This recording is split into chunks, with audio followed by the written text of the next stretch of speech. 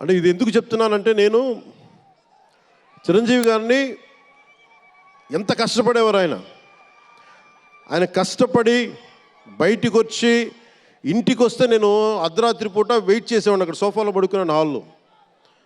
మా అన్నయ్య గారు ఎప్పుడు వస్తారు, ఆయన ఎంత కష్టపడేవారంటే కనీసం వచ్చి షూలు ఇప్పుకోవడానికి అసలు శక్తి ఉండేది కాదు. అలిసి సొలిసి ఒళ్ళు కుమిలిపోయి, అంటే ఏమంటుందని అసలు కందిపోయి దెబ్బలు తిని, ఎందుకంటే అప్పుడు సేఫ్టీ మెకానిజం లేదు.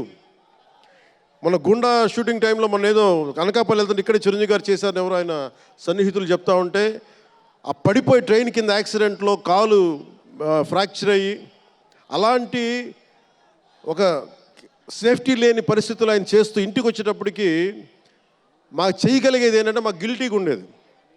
తమ్ముడు సినిమాలో నేను ఎలా ఉండేవాడిని, ఆకతాయిగా తిరుగుతా, అలా నాకు అలా అనిపించేది నా జీవితం. అలా లేననుకోండి, కానీ మా అన్నయ్య వచ్చేటప్పటికి ఏదైనా చేద్దామని తపంతో పాపం ఆయన సాక్స్ తీస్తే కాళ్ళు వాచిపోయాయి. ఆ షూ కూడా వచ్చేది కాదు, చెమటతో తడిచిపోయేది.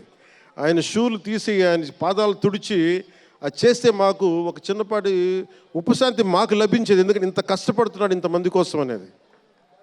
అంటే అలాంటి కష్టాన్ని చూసి పెరిగాడు రామ్ చరణ్. అందుకే ఇది ఎందుకు ఆయన గురించి చెప్తున్నానంటే, మేము ఎప్పుడూ దీన్ని అహంకారంగా తీసుకోవాలి.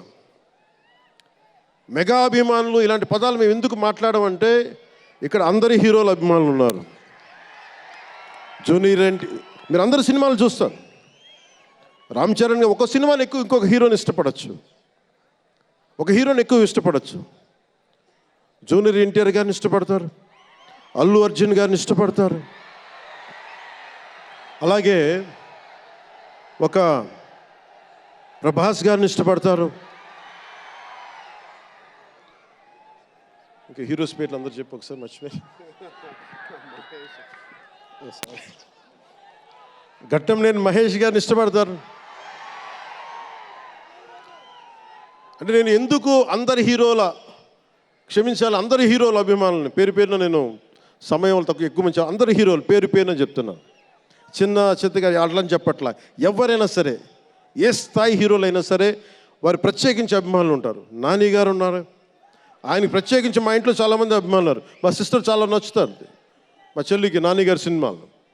ఇలాగా మా ఇంట్లో అందరికి కూడా మా చిరంజీవి గారు మాకు నేర్పించింది, ఒక హీరోని ద్వేషించే పని మాకు తెలియదు. మాకు చిన్నప్పటి నుంచి మా జీవితంలో కళమా తల్లి సాక్షిగా చెప్తున్నాం, ఎప్పుడు కూడా మా ఇంట్లో ఈ హీరో సినిమా పోవాలి, మేము ఉండాలి, మా ఇంట్లో ఎప్పుడు లేదు. అసలు ఆ సంస్కృతి మా ఇంట్లో లేదు.